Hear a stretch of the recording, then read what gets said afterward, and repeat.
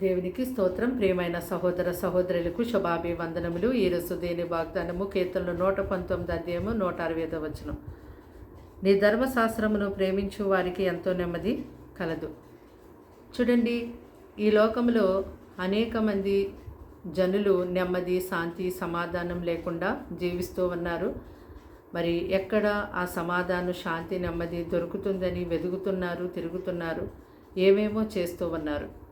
అయితే ఇక్కడ భక్తుడిని మనం చూసినట్టయితే నీ యొక్క ధర్మశాస్త్రమును ఎవరైతే ప్రేమిస్తారో వారికి నెమ్మది కలుగుతుంది అని ఆయన తెలియచేస్తూ ఉన్నాడు. అంటే ఆ భక్తుడు దేవుని యొక్క లేఖనాలని దీవారాత్రము ధ్యానించే వ్యక్తిగా ఉన్నాడు. కాబట్టి అతడికి తన యొక్క జీవితంలో, ఈ సమాజంలో అతను ఎన్ని ఎదుర్కొంటున్నప్పటికీ కూడా దేవుని యొక్క వాక్యాన్ని దీవారాత్రము ధ్యానించుట ద్వారా నేను నెమ్మది కలిగి జీవిస్తున్నాను అని తెలియచేశాడు.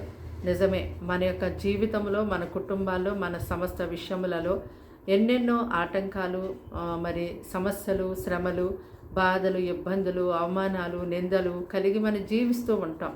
వాటిని బట్టి నెమ్మది లేకుండా, శాంతి, సమాధానం లేకుండా మనము ఎంతో వేదనతో జీవిస్తూ ఉంటాం. కానీ దేవుని యొక్క వాక్యాన్ని చదువుతూ ఉన్నప్పుడు మనలో ఉన్న బాధ దేవుడు తన మాటల ద్వారా తొలగిస్తారు.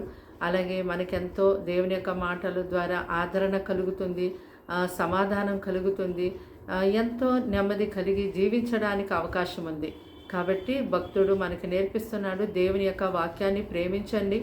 ఆ వాక్యాన్ని మీరు ప్రేమించినట్టయితే దేవారాత్రములు మీరు ధ్యానించగలుగుతారు. ఆ వాక్యాన్ని ధ్యానించడం ద్వారా మీరు ఎంతో నెమ్మది కలిగి జీవించగలుగుతారని ఎంతో మనకి తెలియచేశాడు. కనుక మరి దేవుని యొక్క వాక్యాన్ని మీరు కూడా ప్రేమించి ఆ వాక్యాన్ని వినుటకు, చదువుటకు ఎంతో మీరు ఇష్టపడండి. ఆ వాక్యాన్ని ప్రేమించేవారుగా ఉండండి. మీ జీవితంలో మీరు పోగొట్టుకున్న నెమ్మదిని రెట్టింపుగా దేవుడు తన యొక్క మాటల ద్వారా మరలా మీకు తిరిగిస్తారు. ప్రార్థన. దేవానికి వందనములు, స్తోత్రాలు, స్తుతులు చెల్లిస్తాం తండ్రి. మాటలు వింటున్న నీ బిడ్డల్ని రక్తంతో కడిగి ముట్టి స్వస్థపరిచి బలపరచండి. వారికి, వారి ఇంటి వారికి రక్షణండి. వారిని, వారి పిల్లలను పోషించండి. వారి కుటుంబాల్లో శాంతి, సమాధానం, నెమ్మది లేకుండా వారు జీవిస్తూ ఉన్నారయ్యా.